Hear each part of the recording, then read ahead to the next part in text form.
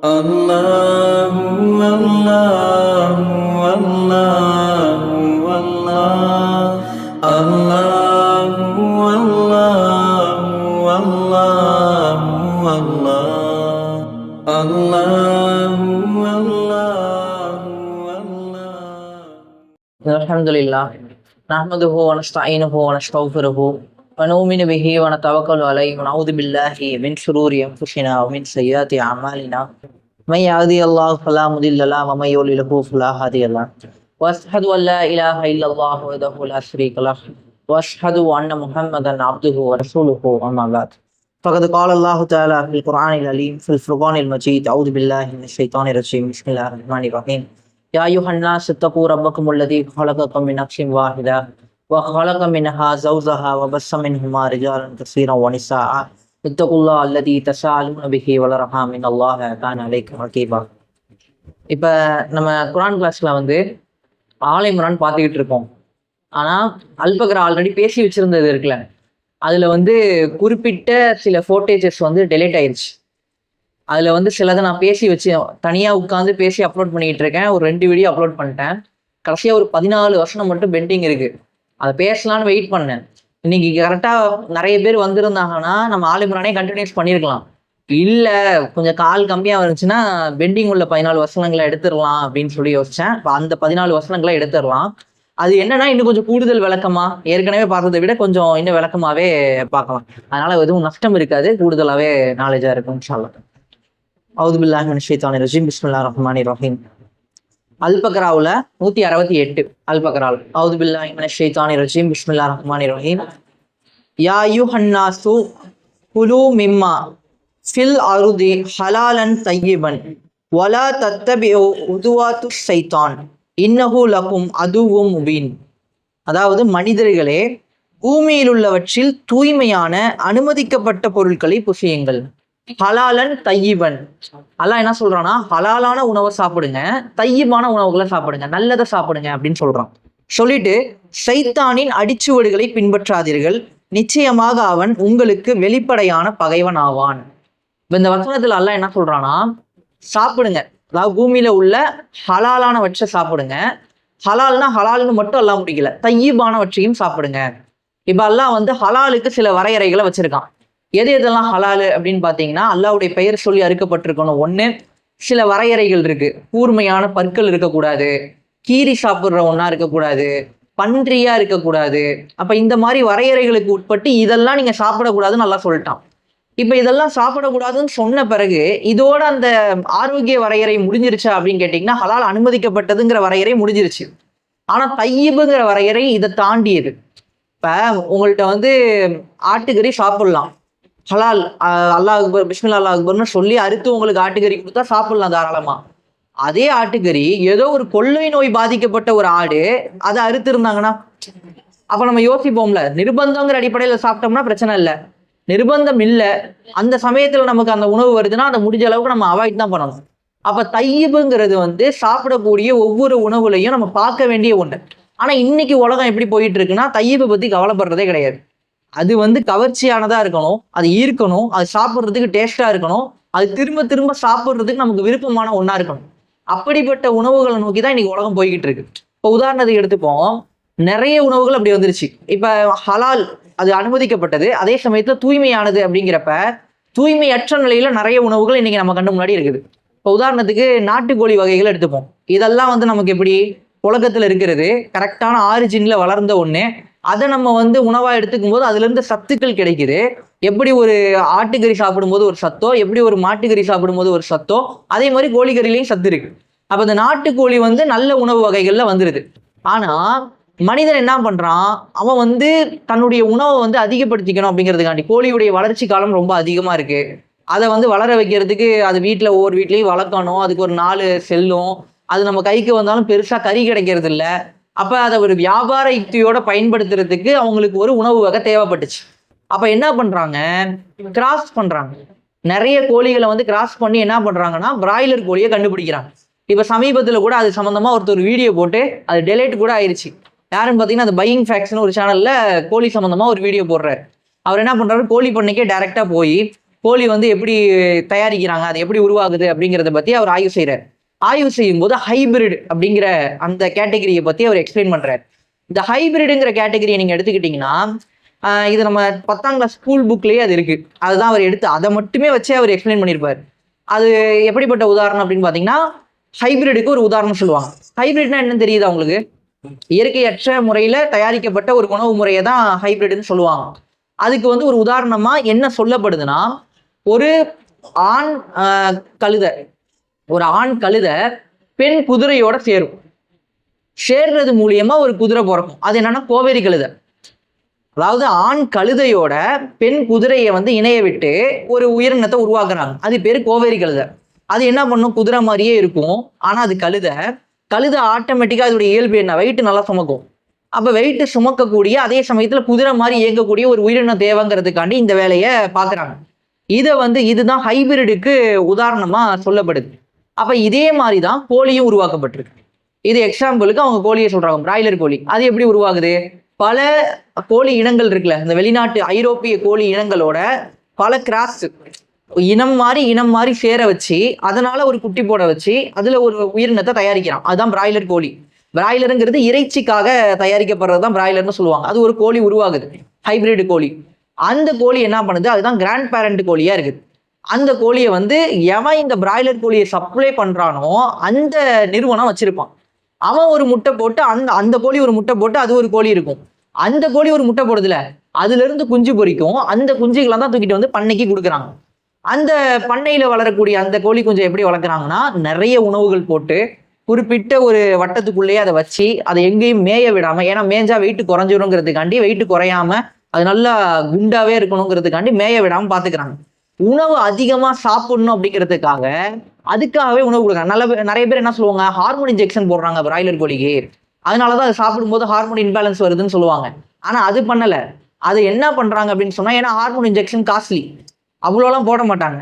அப்ப என்ன பண்றாங்கன்னா, உணவு அதிகமா சாப்பிடணும் அப்படிங்கிறதுக்காக ஒரு சொட்டு மருந்தை வாயில விடுறானுங்க. அதை போடும்போது என்ன ஆகுதுன்னா, அது அதிகமா சாப்பிடுது, குண்டாகுது. அதே சமயத்துல மேய விடாம பாத்துக்கிறாங்க. அது அப்படியே பப்புன்னு சுத்திக்கிட்டு இருக்குது. அதால குட்டி போட முடியாது. அந்த கோழி அந்த பண்ணையில இருக்கக்கூடிய எந்த கோழியும் குட்டி போடாது. அதுல எது ஆம்பளை பொம்பளைங்கிறதுலே கன்ஃபியூஷன் இருக்கும். அது முட்டை போடாது. போட்டாலும் அந்த முட்டை வந்து கோழி குஞ்சா மாறாது. அப்ப இந்த அளவுக்கு வெறுமனே இறைச்சிக்காக மட்டுமே செயற்கையான முறையில தயாரிக்கப்படுற ஒரு கோழி வகை தான் அது. அப்ப இந்த கோழி என்ன ஆகுது அப்படின்னு பாத்தீங்கன்னா, இது 46 நாள்ல வளர்ந்துரும், சந்தைக்கு வந்துடும். 46 நாள்ல மார்க்கெட்டுக்கு வந்து வியாபாரத்துக்கு வந்துடும். இதை நீங்க வந்து சாப்பிடல அப்படின்னு சொன்னா அது 46 நாளுக்கு அப்புறம் உயிரோட இருக்குமான்னு கேட்டீங்கன்னா இருக்காது. ஹார்ட் அட்டாக் வந்து செத்துரும். ஏன்னா அவ்வளவு வெயிட் இருக்குல்ல, அதால நடக்க கூட முடியாதுங்கிற மாதிரி ததும்பி நடந்துகிட்டு இருக்கு. ஒண்ணு நீங்க அறுத்து சாப்பிட்டாகணும். நீங்க அறுக்கலன்னு சொன்னா அது செத்துரும். நிறைய பேர் இந்த வீகன்னு சொல்லிட்டு சில கூட்டம் இருப்பானுங்க. அறுக்க போற கோழியை காப்பாத்திட்டேன்னு சொல்லிட்டு பிராய்லர் கோழியை காப்பாத்திட்டு நிற்பான். காப்பாத்திட்டு ஒரு நாள் தள்ளி போனா அது ஹார்ட் அட்டாக்ல செத்துரும். எப்படி இருந்தாலும் அது சாவ போற கோழி தான். அப்ப சாப்பிட்றதுக்காகவே தயாரிக்கப்படுற கோழி அது. அந்த சாப்பிட்றதுக்காக தயாரிக்கப்பட்ட அந்த கோழி ஆரோக்கியமானதா அப்படின்னு கேட்டீங்கன்னா ஆரோக்கியமானதுன்னு சொல்ல முடியாது. ஏன்னா அந்த வீடியோ போட்ட அவரே அதுக்கு போடப்படுற இன்ஜெக்ஷன்ஸ், அதுக்கு சாப்பிடுறது அதிகமா சாப்பிட தூண்டுறதுக்காக அதுக்கு கொடுக்கப்படுற மருந்து இதெல்லாம் கெஸ் பண்ணி அவர் ஓவராலா ஒரு மூடலா, எப்படி ரொம்ப ஓப்பனாலாம் பேசல, ரொம்ப மூடலாவே என்ன சொல்றாருன்னா, வாரத்துக்கு ஒரு நாள் ஓகே, நீங்க டெய்லி சாப்பிட்றீங்கன்னா அதை நான் ஆதரிக்க மாட்டேன் அப்படிங்கிறார். சரி, இப்ப ஒரு உணவு இருக்குல்ல, ஒரு மாமிச உணவாவே இருக்கட்டும், அது சாப்பிட்றதுனால அதனுடைய பண்புகள் நமக்கு பயன்படுமா, அது நம்ம உடம்பு மேல தாக்கம் செலுத்துமா அப்படின்னு கேட்டீங்கன்னா தாக்கம் செலுத்தும். இப்போ உதாரணத்துக்கு எடுத்துப்போம், நீங்க வந்து பீட்ரூட் சாப்பிட்றீங்க. பீட்ரூட்டுடைய கலர் என்ன? ரெட்டு. அப்ப பீட்ரூட் சாப்பிட்டா ரத்தம் ஊறுதா இல்லையா? அந்த எஃபெக்ட் தெரியுதுல. கேரட் சாப்பிட்றீங்க, அதோட எஃபெக்ட் தெரியுது. உருளைக்கிழங்கு வயிறுக்கு நல்லது. இப்படி ஒவ்வொரு உணவும் அதோடைய பார்வையில் அதோடைய வடிவம், அதோடைய நிறம், அதெல்லாம் நம்மளுடைய உடலுக்கு பயன் தரக்கூடியதா இருக்கு. இப்போ உதாரணத்துக்கு என்ன பண்ணுவாங்க, ரத்தம் ரொம்ப குறைஞ்சிருச்சுன்னா சவரொட்டி சாப்பிடுங்கம்பாங்க. ஆட்டு சவரொட்டி, மண்ணீரல். ஏன் மண்ணீரல் சாப்பிடணும்? ஏன்னா மனிதனுடைய உடல்ல ரத்தத்தை உற்பத்தி பண்ணக்கூடிய உறுப்பா எது இருக்குது அப்படின்னு பாத்தீங்கன்னா மண்ணீரல் தான் இருக்குது. மண்ணீரல் தான் ஹார்ட், அந்த நம்ம உடல்ல உள்ள ரத்தத்தை வந்து பேலன்ஸ் பண்ற ஒரு உறுப்பு மாதிரி. அப்ப நம்ம உடம்புல ரத்தம் அதிகமாகணும்னு சொன்னா மண்ணீரல் வெளிப்புறத்துல இருந்து தேவைப்படுது. இன்னொரு ஆட்டுக்கு அந்த ரத்தத்தை வந்து முறைப்படுத்தக்கூடிய ஒரு உறுப்பு நமக்கு பயன்படுது. இது எப்படி இது சாத்தியமா அப்படின்னு கேட்டீங்கன்னா, இப்ப இதுக்கு இன்சுலின் போடுறானுங்களே, சுகர் பிரச்சனைக்கு இன்சுலின் போடுறான். மனுஷனுக்கு மனுஷனோட இன்சுலின் தானே எடுத்து போட்டிருக்கணும், ஏன் நாயோட இன்சுலின் எடுத்து போடுறான்? உண்மையை சொன்னா இன்சுலின் சொல்லி சுகர் வந்தவங்களுக்கு எல்லாம் குத்துறாங்களே, அது எதுல இருந்து எடுக்கிறது? செயற்கையா ஒண்ணு உருவாக்கப்படல, உயிரினங்கள்ல இருந்து எடுக்கப்படுது. எந்த உயிரினங்கள்? நாய், பன்னி, இந்த மாதிரியான உயிரினங்கள்ல இருந்து இன்சுலின் எடுத்து ஏத்துறாங்க. இப்ப இது ஹலாலா ஹராமாங்கிற டாபிக் வேற, அது அப்புறமா போய்க்கலாம்.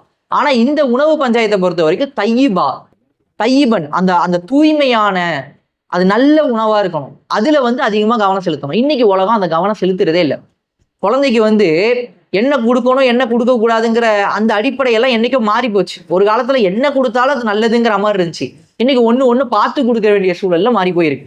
இப்ப நீங்க ஒரு சாப்பாடை கொடுக்குறீங்க ஒரு குழந்தைக்கு, இப்ப நீங்க ஒரு சூப்பர் மார்க்கெட் போறீங்க, போன உடனே புள்ள கை காட்டி உன்னை காட்டும், அது ஒரு முட்டாயா இருக்கும். அந்த முட்டாயை எடுத்து நம்ம கொடுத்துருவோம். அந்த முட்டாய் எப்படி தயாரிக்கப்பட்டுச்சு தெரியாது. அந்த சாக்லேட்டுடைய ஆரிஜின் நீங்க செக் பண்ணீங்கன்னா அதுல எமுல்சிஃபர் கலந்துருப்பான், அது இதுன்னு நிறைய போட்டிருப்பான் இங்கிலீஷ்ல. அதெல்லாம் என்ன இருக்கும்? ஒண்ணு பண்ணி கொடுப்பா கூட இருக்கலாம், இல்ல அது செய்யப்பட்ட உணவு முறைகள் எப்படி வேணாலும் இருக்கலாம், தெரியாது நமக்கு.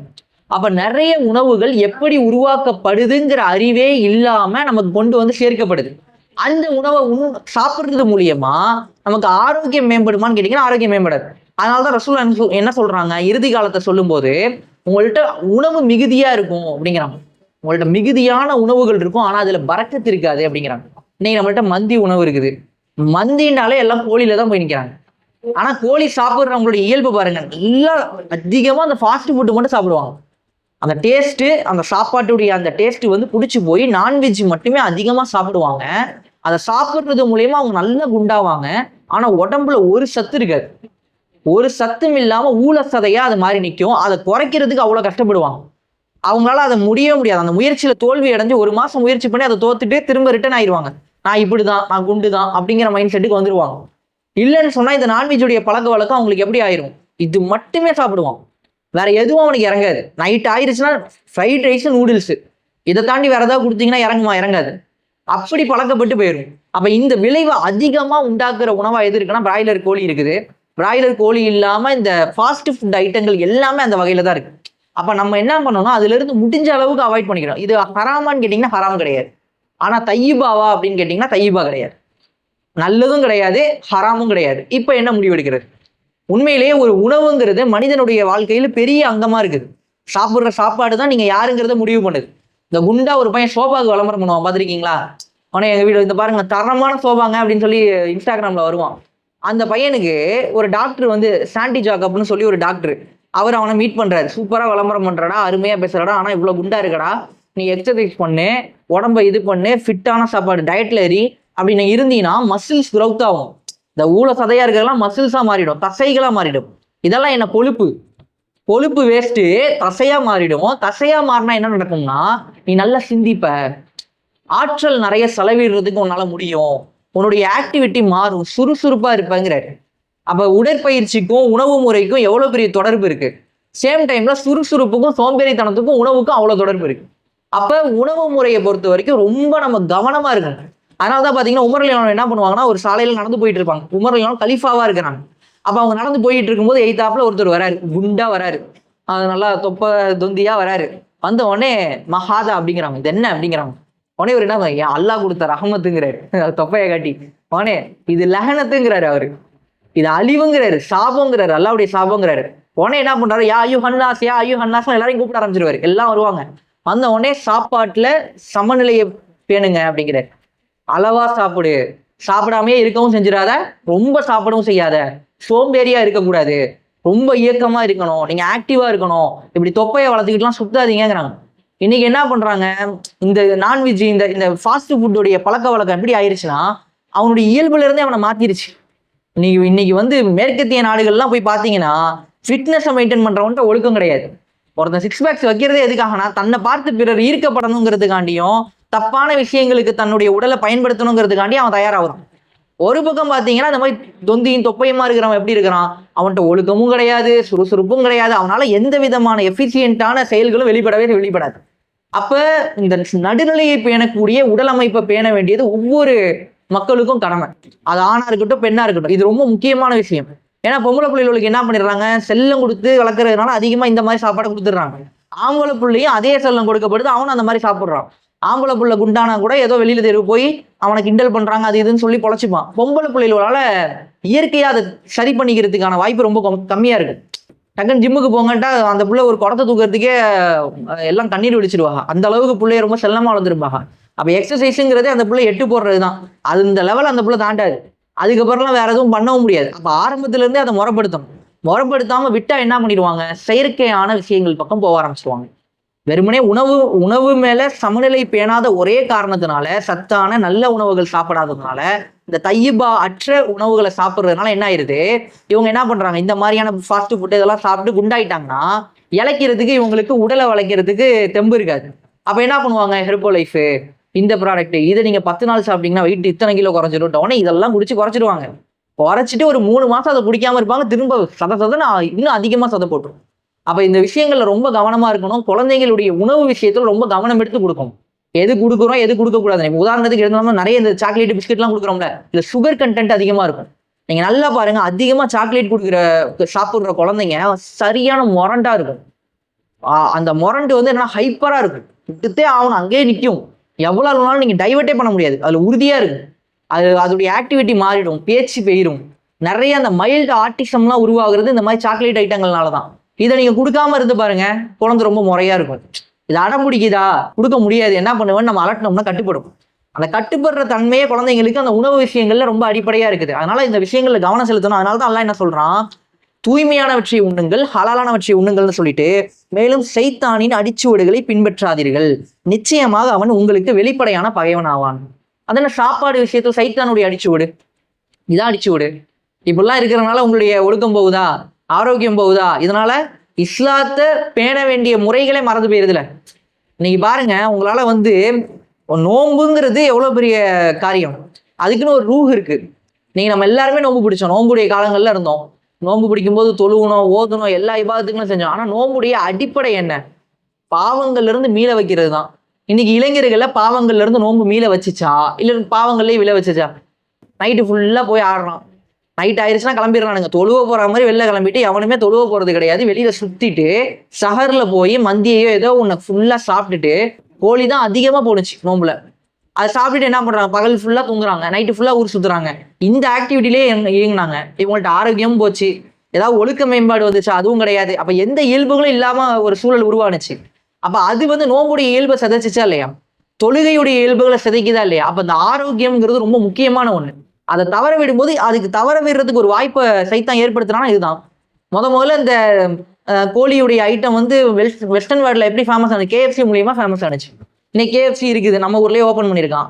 ஆனா அவனை ஹலால்னு சொல்லுங்க, கோழி அவன் அல்லா பேர சொல்லி இருக்கிறான், கிடையவே கிடையாது. KFC என்னைக்குமே தன்னை ஹலால்னு சொன்னதே கிடையாது. இன்னைக்கு குழந்தைங்க போய் KFCல சாப்பிட ஆசைப்படுதுங்க, ஏன்னா அது லக்ஸரியா காட்டப்படுது. ஏதாவது திரைப்படம் பார்த்தாலும் KFC சிக்கன் சொல்லி அதை காட்டுறானுங்க. உடனே குழந்தைங்க என்ன பண்ணுது, KFC மேல ஆர்வப்படுது. ஆனா KFC ஹலால் கிடையாது, ஹலால் சர்டிபிகேட்டே கிடையாது. அல்லாஹ் பேர் சொல்லி அறுக்கப்படாத கறி தான் அங்க விற்கப்படுது. அப்ப அது சாப்பிடவும் கூடாது. அப்ப இந்த விஷயங்கள் எல்லாத்தையும் ரொம்ப கவனம் எடுத்து நம்ம எதை சாப்பிடணும் எதை சாப்பிடக்கூடாது வாட்ச் பண்ணி தான் சாப்பிட்டாகும். சும்மா வந்து ஆமை இப்படிலாம் சாப்பிட்டு என்னத்தை கிழிக்க போறீங்கன்னு கேட்பாங்க. ஒன்றும் பிரச்சனை கிடையாது, கிழிக்க போறதெல்லாம் இல்லை. எல்லாத்தையும் கண்டு மூணு தெரியாம சாப்பிட்டு நீங்க என்னத்தை கிழிக்க போறீங்க? அப்போ ஒரு அளவை பேணி தான் ஆகணும். எல்லாத்துலயும் ஒரு சமநிலை அவசியம். அதனால சாப்பாட்டுல கவனமா இருக்கணும். அதுதான் அல்லாஹ் சொல்றான், அவன் பாவத்தையும் மானக்கேடான செயல்களையும் செய்யுமாறு உங்களை ஏவுகின்றான். சைத்தான் என்ன பண்றான், பாவத்தை செய்யற மாதிரி ஏவுறான். அதுக்கப்புறம் என்ன பண்றான், மானக்கேடான வச்சு செய்யுமாறு ஏவுகின்றான். இந்த உணவுகள் எல்லாமே உணவுகளுக்கும் என்ன ஓட்டங்களுக்கும் தொடர்பு இருக்குன்னு சொன்னல. இது என்ன பண்ணுதுன்னா டெம்டேஷனை அதிகப்படுத்தும். உங்களுக்கு ஒரு விஷயத்தின் மீதான ஈர்ப்பு இருக்குல்ல, இந்த கவர்ச்சியை உண்டாக்கிக்கிட்டே இருக்கும். நீங்க வந்து கோழி சாப்பிட்டு பழகின ஒரு ஆளு கண்ணு முன்னாடி கோழியை வைங்க, 10 நாள் கோழி சாப்பிடக்கூடாதுன்னு ஆல்ரெடி தடை பண்ணிடுங்க. கோழியை கண்ணு முன்னாடி வைங்க, வாய் நம்ம கை துடிக்கும், சரக்க பார்த்த குடிகார மாதிரி கை நடுக்கும். இது நடக்குதா இல்லையான்னு பாருங்க. இது அந்த அளவுக்கு அடிக்ஷன்ஸ் இருக்கும். இப்படி அடிக்டா இருக்கிற ஒருத்தருக்கு அந்த பழக்க வழக்க மேம்பாடுகள் இருக்காது, மனக்கட்டுப்பாடு இருக்காது. அப்படி மனக்கட்டுப்பாடு இல்லாத ஒருத்தர்கிட்ட ஒரு கெட்ட பழக்கம் இருக்குன்னா அதுல இருந்து அவரை காப்பாத்துறது கஷ்டம், இந்த உணவு வகையில இருக்கிறதுனால. ஆனா நோன்பு என்ன பண்ணுது, ஒருத்தருக்கு மனக்கட்டுப்பாடை அதிகப்படுத்தும். அதனாலதான் பாருங்க, நோன்பு இருக்கும்போது ஒரு ஆளால எந்த ஒரு அடிக்ஷன்ல இருந்து மீள முடியும். அதுக்காகத்தான் நோன்பே. ஆனா அதை செய்யறதே கிடையாது யாரும். எந்த வேலைக்காக நோன்பு கடமையாக்கப்பட்டுச்சோ அந்த வேலை இல்லை. அல்லாஹ் என்ன சொல்றான், தக்குவாவை உருவாக்குறதுக்காக நோன்புங்கிறான். ஆனா தக்குவாவை உருவாக்குனுச்சா நோன்பு? தக்குவாக்கும் நோன்புக்கும் சம்மந்தமே கிடையாது. நோன்புங்கிறது ஏதோ ஒரு சடங்கா மாறிடுச்சு, அதோடைய உயிரோட்டம் போயிருச்சு.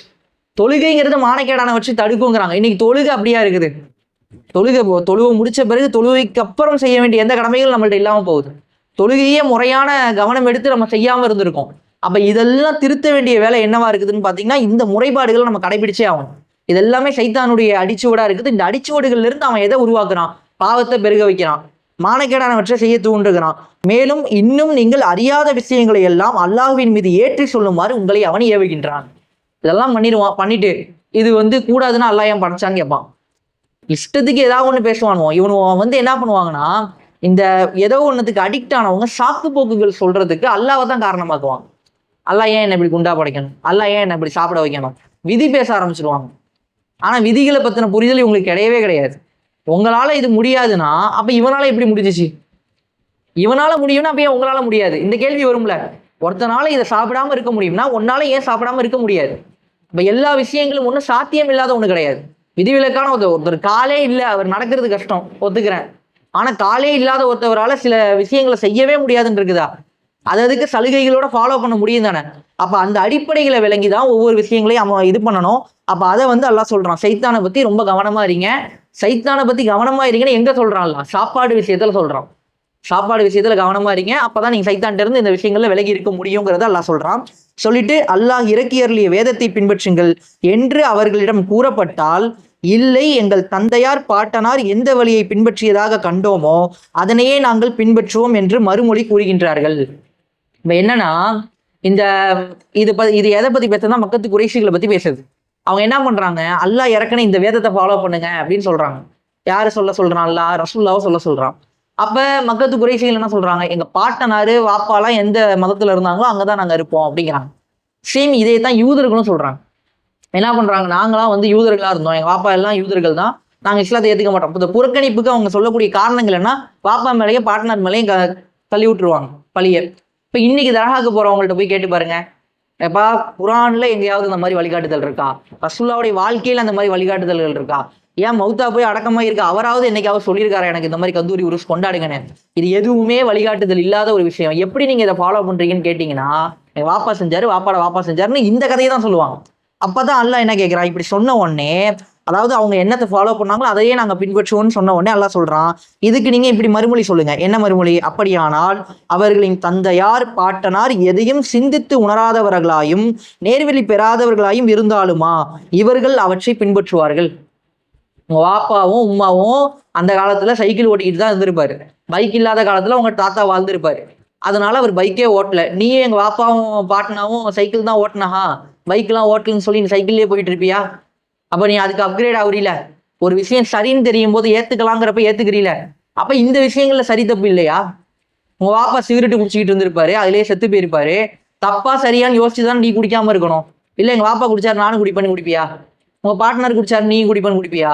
உங்க பாட்னர் சூதாடி இருப்பாரு, சூதாடி சொத்தெல்லாம் இழந்திருப்பாரு. சரி தப்பெல்லாம் மேட்டர் இல்லை, சொத்து எவ்வளவு வேணாலும் போகட்டும், எங்க பாட்னர் சூதாடினார் நான் சூதாடுறேன்னு சொல்ல முடியுமா?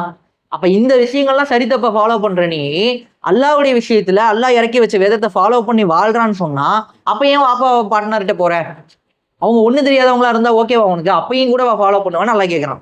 அப்ப இதை சொல்லிட்டு அல்லாஹ் சொல்றான், இறைநெறியை பின்பற்ற மறுப்பவர்களின் ஓமையானது கால்நடைகளை போன்றதாகும். இறைநெறியை ஒருத்தன் ஃபாலோ பண்ணாம விட்டுட்டான் அப்படின்னு சொன்னா அல்லாஹ் ஒரு வழிகாட்டுதல கொடுக்குறான். இப்ப அல்லாஹ் என்ன பண்றான்? அல்லாஹ் நிர்வாகவியலை தான் அல்லாஹ் கத்துக் கொடுக்குறான். குரான் மூலியமா ஒரு குடும்பம் எப்படி இயங்கணும், ஒரு சொத்து எப்படி பங்கு பிரிக்கணும், இதெல்லாம் அல்லாஹ் சொல்லி கொடுக்குறான். இப்படிப்பட்ட மக்களை உருவாக்க இன்னைக்கு என்ன பண்றாங்க? ஆட்சி மாற்றத்தை எல்லாரும் விரும்புறாங்க. ஸ்டாலின் வந்தா மாறிடும், அப்புறம் விஜய் வந்தா மாறிடும், இப்படி எல்லாம் தானே ஓட்டு போட்டு வராங்க. இதெல்லாம் எதுக்காக பண்றாங்க? ஒரு மாற்றம் தேவை, இதெல்லாம் செய்யணும் அப்படிங்கிறாங்க. சரி, செஞ்சா மட்டும் இவங்க நல்லா இருந்துட போறாங்களா?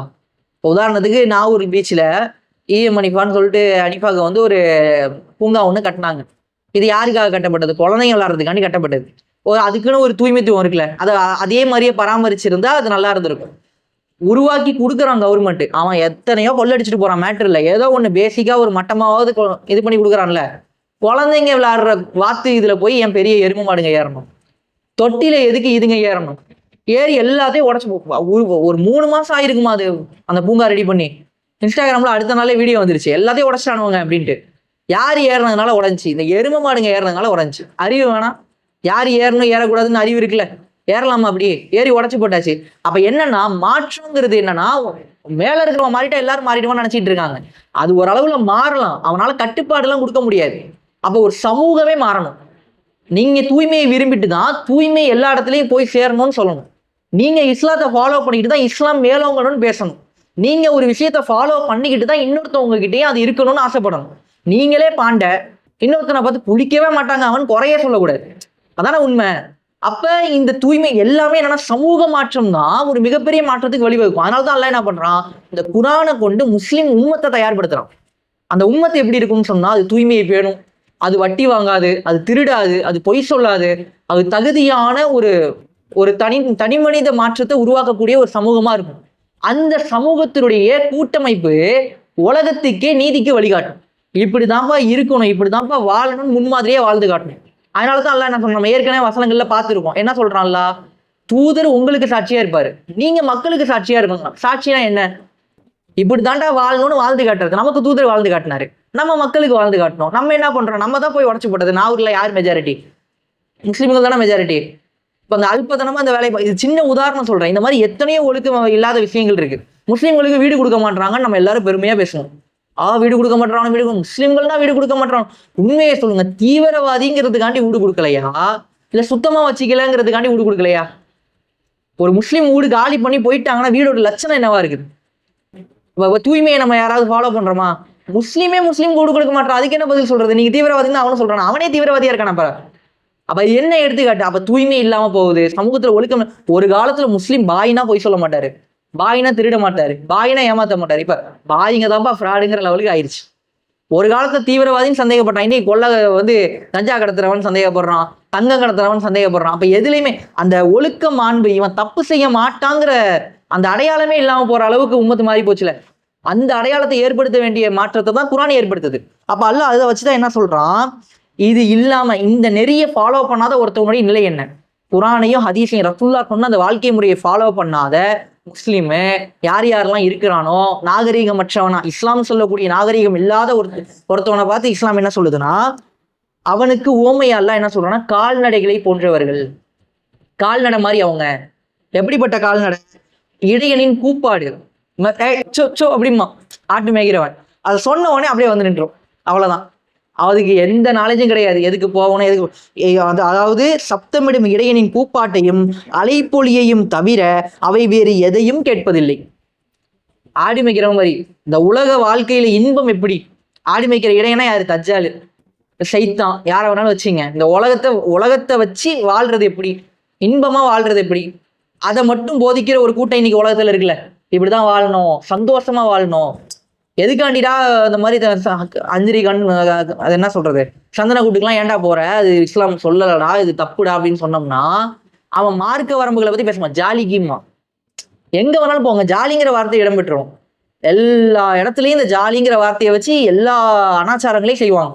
இதெல்லாம் ஏன் செய்யறான்? இதெல்லாம் எப்படின்னா, அவனுக்கு ஒண்ணுமே இல்லை. அந்த ஜாலிங்கிற ஒரு வார்த்தை தான் சப்தமிடும் இடையனின் கூப்பாடு. என்ன சொன்னா, சுச்சுன்னோட உடனே ஓடி வந்துருவான், அங்க போய் நின்றுவான். அவனுக்கு வேற எதுவும் காது கேட்காது. சரி தப்பு, இதோடைய மாரல் வேல்யூஸ் என்ன, இது மூலியமா உன்னை எப்படி மழுங்கடிக்கிறாங்க, சமுதாயத்துல எவ்வளவு பெரிய மாற்றம், அதெல்லாம் ஒண்ணும் கிடையாது. அப்ப ஆடு மேய்க்கிற இடையர்கள் வந்துகிட்டே இருக்கிறாங்க. அவர் ஒரு ஆள் வராரு, எப்படி வராரு, சூரியன் உதிச்சுக்கிட்டு வராரு, ஒரு ஆள் விசில் ஊதிக்கிட்டு வராரு, யாரு வேணாலும் எப்படி வேணாலும் வரட்டும், வரவங்க வந்து வழி நடத்துறாங்க. உடனே போய் லைன்ல நின்றுறாங்க. ஆனா அல்லாஹ் என்ன சொல்றான், இதுதான் கேட்கறானுங்களே தவிர, ஆடு மேய்க்கும் இடையனின் வந்து இதை கூப்பாட கேட்கறானுங்க, அலைப்புலியை தவிர வேற எதையும் கேட்கறது இல்ல. அவங்க செவிடர்களா இருக்கிறாங்க, ஊமையா இருக்கிறாங்க, குருடர்களா இருக்கிறாங்க. எனவே எதனையும் அவர்கள் சிந்திப்பு அறிய மாட்டார்கள் அப்படின்னு அல்லாஹ் சொல்றான். சொல்றான், இறை நம்பிக்கையாளர்களே, நீங்கள் உண்மையில் அல்லாஹ்வுக்கு மட்டும் பணிந்து வாழ்பவர்களாய் இருப்பின் நாம் உங்களுக்கு அளித்திருக்கும் தூய்மையானவற்றை தாராளமாக புசியுங்கள். அல்லாஹ் என்ன சொல்றான், நீங்க இறை நம்பிக்கையாளர்கள் இருந்தால் நான் கொடுத்த ஹலாலான உணவுகளை சாப்பிடுங்க. அது ஹலால் எப்படி? அதேதான் அல்லாஹ் என்ன சொல்றான், தையிபாத்தி, அதாவது ஆமனோ குலு மின் தையிபாத்தி மா ரஸக்னாக்கும் வஸ்குரு லில்லாஹி இன் குன்தும் ஈயாஹு தாபுதூன். நீங்க உண்மையிலே இறை நம்பிக்கையாளர்களா இருந்தா நான் கொடுத்ததுல தையிபானதை சாப்பிடுங்கிறான், தூய்மையானதை சாப்பிடுங்கிறான். அப்ப இது எல்லாமே சாப்பாடை வச்சு எல்லாம் பேசுறான் பாருங்க, சாப்பாடை மையப்படுத்தி எல்லாம் பேசலாம். அதான் சொல்றாங்க, அந்த உலக அரசியல்ல எது எதெல்லாம் ஃபசாதுகளா வந்து நிக்குதோ, எது எதெல்லாம் ஒழுக்கத்தை வந்து வீழ்ச்சி அடைய வைக்கிறதா வந்து நிற்கிதோ, எது எதெல்லாம் மக்களை ஒடுக்கிறதா, மக்களை சுரண்டுற விஷயங்களா வந்து நிற்கிதோ, அது எல்லாத்துக்கும் மாற்றான ஒரே சவால் எதுனா குரான் தான். குரான் ஒன்று ஒட்டுமொத்த எதிரிகளையும் திரட்டி வச்சிருக்கு. அதனால தான் எல்லாரும் தேடி வந்து முஸ்லீம் அடிக்கிறான். இவனுக்கு என்ன அடிக்கிற, எதுக்கு அடிக்கிறானே தெரில. ஏன்டா நீ அடிக்கிறங்கிறான். ஆனால் கையில் இருக்கிற குரான் என்ன பேசுறது இவனுக்கு தெரில. அதனால தான் ஏன் அடிக்கிறான்னு கேட்குறான். இல்லைன்னா அவன் என்ன பண்ணுவான், பொறுமையா ஓகே இதுக்கு தான் அடிக்கிறியா அடி அப்படின்னு சொல்ற அளவுக்கு தைரியம் இருக்கும். அதுவும் தெரியாம உட்காந்துருக்கும். ஆனா அல்ல என்ன பண்றோம், தையிபாத்தான உணவுகளை சாப்பிடுங்கிறான். இப்போ எவ்வளவு முக்கியமான ஒரு சாப்பாடை தேர்ந்தெடுத்து தூய்மையான உணவை பார்த்து பார்த்து சாப்பிட்றதுல எவ்வளவு அவசியம் இருக்கு. நம்ம நினைக்கிறாங்க குழந்தைங்களை வந்து இதை சாப்பிட கொடுக்குறோம், அதை சாப்பிட கொடுக்க கூடாதுன்னு பேசுறோம். இதை சாப்பிட இதெல்லாம் கொடுக்கக்கூடாது, இதெல்லாம் உடனே கோவம் வருது எல்லாத்துக்கும். இன்னும் எல்லா பிள்ளையும் சாப்பிடலையா, நாங்களாம் திண்டு வளரலையா, நீங்க திண்டு வளர்ந்தப்ப இவ்வளவு கெமிக்கல் இருந்துச்சா? நீங்க திண்டு வளர்ந்தப்ப மேரி பிஸ்கட் தாண்டி வேற ஏதாவது உங்களுக்கு பிஸ்கட்னு கிடைச்சிருக்குமா? இன்னைக்கு கிரீம் பிஸ்கட்ல எவ்வளவு வெரைட்டி இருக்கு, கேக்கு எவ்வளவு வந்திருக்கு, அவ்வளவு வகைகள், அவ்வளவு எல்லாமே கண்ணை கவரக்கூடிய உணவுப் பொருட்கள் அவ்வளவு வந்துருச்சு. பார்த்து பார்த்து கொடுக்க வேண்டிய தேவை ஏன் உருவாக்கி இருக்குதுன்னு சொன்னா, டேஸ்ட்டுக்கு இன்னைக்கு அடிமையான மக்கள் பெரும்பான்மையா இருக்கிறான். ஒவ்வொரு உணவுலையும் கலப்படம் இல்லாம இல்ல, அதிசயமா சில உணவுகள் கிடைக்குது. இந்த பாருங்க, இந்த தண்டபாணி ஹோட்டலு உண்மையிலேயே பாராட்ட வேண்டியது, வேற எந்த ஹோட்டலையும் பாராட்ட முடியாது. அவன் ஒரு ஆள் என்ன பண்றான், உங்கள் வாழ்க்கையில் வண்ணம் சேர்ப்பதற்காக நாங்கள் எங்கள் உணவுகளில் வண்ணங்களை பயன்படுத்துவதில்லைங்கிறான், கலர் பவுடர் போடுறது இல்லைங்கிறான். அது எவ்வளவு பெரிய விஷயம் உண்மையை சொன்னான். அவன் ஹோட்டல்ல என்ன விற்கிறான், இது விற்கிறான் எல்லாம் மேட்டர் இல்லை, கலர் பவுடர் போடலன்னு அவங்க அழகா போட்டு வச்சிருக்கான். வேற எந்த ஹோட்டல் அதை அவாய்ட் பண்ணுது, கலர் பவுடர் போடணும். ஆனா நம்ம அங்கெல்லாம் போய் சாப்பிட தானே செய்யறோம். இப்போ யோசிச்சு பார்க்கணும், எந்தெந்த உணவுகள் தையிபாத்துங்கிறத பார்த்து பார்த்து சாப்பிட வேண்டிய தேவை இருக்குது. அப்படிதான் குழந்தைங்களை வளர்த்தாங்க. இல்லைன்னு சொன்னா நீங்க சைத்தானினுடைய அடிச்சு விட்ட ஃபாலோ பண்ற சமூகத்துக்கு ஆள் சேர்த்து விடுறீங்கிறது தான் உண்மை. ஏன்னா அல்ல அதை பத்தி தானே பேசுறான். இறை நம்பிக்கை கொண்டவர்களா இருந்தால் தையிபாத்தான உணவை சாப்பிடுங்க. அப்ப இறை நம்பிக்கை கொண்டவர் இப்படிதான் சாப்பிடணும்லாம் வரையறை இருக்கு குரான்ல. அப்ப இதெல்லாம் தூய்மையானதான் சாப்பிடணும், இந்த மாதிரி விஷயங்களை சாப்பிடக்கூடாது, கண்டதை கழியதை திங்காத, பார்த்து பார்த்து சாப்பிடுன்னு நல்லா சொல்றான். ஒரு வாழ்க்கை, ஒரே ஒரு வாழ்க்கை, இன்பமா வாழ்ந்துட்டு போயிடுவான், கண்டதையும் திங்காம நல்லதை திண்டு வாழுன்னு நல்லா பேசுறான். பேசிட்டு என்ன சொல்றான், தூய்மையானவற்றை தாராளமாக புசியுங்கள், மேலும் அல்லாவுக்கு நன்றி செலுத்துங்கள் நல்லா சொல்றான். இந்த தூய்மையானது அல்லாஹ் உங்களுக்கு கொடுத்துருக்கா, நன்றி செலுத்துங்க. சாப்பாட்டுல இவ்வளோ சாப்பிட்டாதான் சத்துன்னுலாம் கிடையாது. இத்துக்கொண்டு உணவுல கூட தேவையான அளவு சத்து இன்னைக்கு உடம்புக்கு கிடைக்குது. இன்னைக்கு யாரும் அந்த காலத்து உடல் உழைப்புலாம் கிடையாது. அவ்வளோ சோறு தின்னுட்டு அவ்வளோ மாவு அரைக்கிறது இடிக்கிறது ஒரு வேலை இல்லை, எல்லாமே நவீனமா மாறி போச்சு. பெண்கள் எல்லாத்துக்கும் மிஷினரிஸ் வந்துருச்சு. ஆண்கள் யாரும் உழைக்கிற வேலைலாம் பார்க்கல, எல்லாம் கம்ப்யூட்டர் வேலை தான். அளவா சாப்பிட்டாலே போதும், இவ்வளோ சாப்பிட்டா போதும், அள்ளி போட்டு குத்திக்க வேண்டிய அளவுக்கு பெரிய தேவையுடைய ஆட்கள்லாம் யாருமே இல்லை. அதனால சாப்பாட்டுடைய அளவை கண்ட்ரோல் பண்ணிக்கிறதுலேயும் தப்பு கிடையாது. அப்போ அதையும் எல்லாம் சொல்லிட்டு இந்த மாதிரி தூய்மையான உணவை நீ கம்மியாக தான் கிடைக்குது. யோசிச்சு பாருங்க, உங்களுக்கு வந்து சத்தான உணவுகள், தூய்மையான உணவுகள்னு இருக்கக்கூடிய உணவுகள்லாம் ரொம்ப கம்மியாக தான் கிடைக்கும், காஸ்ட்லியாக தான் கிடைக்கும். அது நீங்கள் கம்மியாக சாப்பிட்டாலே தேவையான அளவு சத்துக்கள் கிடைக்கத்தான் செய்யுது. மிகுதியாக கிடைக்குதுங்கிறதுக்காண்டி எல்லாமே நல்ல உணவுகளாக கிடைச்சிருதா? அப்போ குறைவாக சாப்பிட்டாலும் பரவாயில்லன்னு அதை சாப்பிட்றோம், அதை அல்லாஹ் கொடுக்குறாங்கிறதுக்காண்டி நன்றி செலுத்தணும். செலுத்தின பிறகு அல்லாஹ் என்ன சொல்றான், செத்த பிராணியும் இரத்தமும் பன்றி இறைச்சியும் அல்லாஹ்வை தவிர மற்றவரின் பெயர் கூறி அறுக்கப்பட்டவையுமே உங்களுக்கு தடுக்கப்பட்டவை ஆகும். தையிபாத்தை பத்தி எல்லாம் பேசிட்டான், தூய்மையானவற்றை சாப்பிடுங்கன்னு சொல்லிட்டான். இப்ப ஹலாலை பத்தி பேசுறான்ல. ஹலால் இதுதான், இதான் வரையறை, இதை மட்டும் நீ சாப்பிடாத, சாப்பிட்டுக்கோ பிரச்சனை கிடையாது, ஆனா நீ ஃபாலோ பண்ணிக்க. ஒரு இறை நம்பிக்கையாளர் எப்படி நடந்துக்கணுங்கிறத நான் சொல்லிட்டேன். இதில் ஃபாலோ பண்றது பண்ணாம இருக்கிறது ஒன்று. அது அல்லாஹ் வந்து அப்படி பிரிச்சு கொடுக்குறான். செத்த பிராணியும் ரத்தமும் பன்றி இறைச்சியும் அல்லாஹ்வை தவிர மற்றவரின் பெயருக்குரிய அறுக்கப்பட்டவையுமே உங்களுக்கு தடுக்கப்பட்டவையாகும். எனினும் எவரேனும் ஒருவர் இப்பொருள்களில் ஏதாவது ஒன்றை புசிக்க வேண்டிய கட்டாயத்திற்கு உள்ளானால் இறை சட்டத்தை தகர்க்கும் நோக்கம் இல்லாமலும் வரம்பு மீறாமலும் தேவைக்கு மிகாமலும் அதனை புசிப்பதில் அவர் மீது குற்றமில்லை. ஒருவேளை நிர்பந்தம் ஏற்பட்டுருச்சு, போறோம், வர சாப்பாடே கிடைக்காத சூழல்ல வரும்போதே இந்த மாதிரி உணவு கிடைக்குது, வேற வழி இல்லை, சாப்பிடணும் தான் செய்யணும்னா சாப்பிடலாம். ஆனா இறை சட்டத்தை வந்து மீறணுங்கிறதுக்காண்டி சாப்பிடக்கூடாது. ஒருத்தன் என்ன பண்றான், ஏன் பன்னிக்கறி ஹராமு, மற்ற மக்கள்லாம் சாப்பிடலையா, அவங்க சாப்பிட்ற மக்கள் இருக்கத்தானே செய்யறாங்க, அவங்கள வந்து மட்டப்படுத்துற மாதிரி. அப்படிலாம் யாரும் மட்டம்லாம் படுத்தல, உனக்கு ஹராம் அவ்வளவுதான், வேற எவனையும் சாப்பிடாதங்கிறத பத்திலாம் பேசவே இல்லை. அவன் சாப்பிட்றதுனால இது ஹராம்லாம் கிடையாது, உனக்கு இது ஹராம், நீ சாப்பிடக்கூடாது, அவன் சாப்பிட்றதுனால கிடையாது. அதனால அவன் சாப்பிட்றான், அவனை மட்டப்படுத்துறதுக்காண்டி இந்த சட்டம் இறக்கப்பட்டிருக்குன்னு நீ நம்பிக்கிட்டு அதை போய் சாப்பிட்றேன்னு இந்த இறை சட்டத்தை மீறதுக்காண்டி சாப்பிட்டீங்கன்னா அது ஹராம சாப்பிட்டதா ஆயிரும். அதுக்கப்புறம் என்ன ஆயிரும், அந்த மாதிரிலாம் பண்ண வேண்டிய தேவை கிடையாது, அப்படி எதுவும் உருவாக்கப்படலை. ஒண்ணு, இஸ்லாத்தை வந்து கொச்சைப்படுத்தி பேசுறோங்கிற பேர்ல நிறைய பேர் உட்காந்துட்டு பண்டிகை டேஸ்டா இருக்குன்னு வீடியோ போடுவான். ஏன் தின்னு யாரு வேணாண்டா, அதையும் தின்னு அது திங்கிறது தின்னு யாரு கண்டுக்க போறா, ஒன்றும் பிரச்சனை கிடையாது. ஆனா அது ரொம்ப பிரச்சனையா இவனுங்க பேசிக்கிட்டு இருப்பாங்க. அதனால யாருக்கும் எந்த ரோசமும் வரப்போறது இல்லை. எனக்கு கொடுத்தாதான் எனக்கு கோபம் வரும், நீ சாப்பிட்டீங்கன்னா எனக்கு கோவமே கிடையாது, பக்கத்துல உட்காந்து சாப்பிடு. நான் அருவருப்பு பட்டு விலைக்கு போனா கூட நீ சாப்பிடாதன்னு நான் சொல்ல மாட்டேன், புரியுதா? நீ சாப்பிடாத நான் சொல்ல போறது இல்லை, நான் சாப்பிட மாட்டேன், எனக்கு அது பிடிக்கல அப்படின்னு நான் விலகி போவேன், அவ்வளவுதான். அப்ப அந்த விஷயத்த வந்து எல்லாம் சொல்லிட்டு என்ன சொல்றான், நீங்க வந்து ஃபோர்ஸ் பண்ணி உங்களுக்கு நிர்பந்தம் ஏற்படுத்தினா சாப்பிடலாம், தேவைக்கு அதிகமா சாப்பிடக்கூடாதுங்கிறத எல்லாம் சொல்றான். சொல்லிட்டு அது இதோட முடிச்சுட்டு எல்லாம் சொல்றான், நிச்சயமாக அல்லாஹ் மலிப்பு வழங்குபவனாகவும் கருணை புரிபவனாகவும் இருக்கின்றான். இப்ப இது இது எந்த அடிப்படையிலனா பல வகைகள்லாம் நம்ம எடுத்துக்கலாம். இப்ப இன்னைக்கெல்லாம் வடநாட்டுக்கெல்லாம் போனாங்கன்னா யாராவது ஒரு முஸ்லீமு ஆனா மொத்தம் போய் மாட்டிக்கிட்டான்னு சொன்னா அவனுக்கு இதான் நடக்கும். கட்டி போட்டு அடிட்டு அடிச்சு பண்ணிக்கிற வாயில வச்சு திணிப்பாங்க. சாப்பிடு சாப்பிடும்பாங்க, ஜெய் ஸ்ரீராம் சொல்லுவோம். இதெல்லாம் நிர்பந்தம். இந்த மாதிரி சூழல்ல ஒருத்தன் மாட்டிக்கிட்டானா அதை செய்யலாம், தப்பு இல்லை. ஆனா செஞ்சுதான் ஆகணுங்கிற வழிகாட்டுதெல்லாம் இல்லை. உனக்கு பயமா இருக்குன்னா செய், மீறி உன்னால இது பண்ண முடியும், அந்த டைம்ல உனக்கு வந்து உயிரையே பறிச்சாலும் எனக்கு கவலை இல்லைங்கிற அளவுக்கு உனக்கு துணிச்சல் இருக்கு, அந்த ஈமானுக்கு அல்லாஹ் கொடுக்குற கூலி உனக்கு பெருசா இருக்குன்னு சொன்னா அதையும் நீ செய், தப்பு இல்லை. இப்ப இது பிலாலுடைய நெஞ்சில கல்ல தூக்கி வச்சாச்சு, முஹம்மது திட்டுன்னு தான் சொன்னான், வேற எதுவும் சொல்ல. நீ மதம் மாறிடலாம் கேட்கல. உமையா பின் கலப் சொன்னது என்ன, முஹம்மதை திட்டு, ஒரு வார்த்தை திட்ட முடியாது, அகதுன்னு அகதுன்றாரு, இவ்வளவுதான். எவ்வளவு பண்ணியா அவரு மீறல, அது பிலால். அதே நேரத்துல இவர் இருக்கிறாரு அம்மார் பின் யாசர், தான் கண்ணு முன்னாடி தாயை கொண்டுட்டாங்க, தகப்பனையும் கொண்டுட்டாங்க, இவரையும் கொல்ல போறாங்க. ஒரு வார்த்தை கேட்கறாங்க, முகமது இந்த இடத்துல இருந்தா எப்படி இருக்கும்னு நினைச்சிக்கோங்கிற மாதிரி ஏதோ ஒன்று சொல்றாங்க, ஏதோ ஒன்று திட்ட சொல்றாங்க.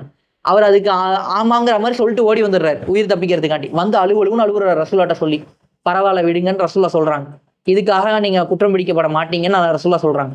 இவர் அப்படிதான் தப்பிச்சு வந்தார். தப்பிச்சு வந்து அவர் எவ்வளவு பெரிய தீனுக்கு வந்து அடையாளமா திகழ்ந்தாருங்கிறத வரலாறு பேசுது.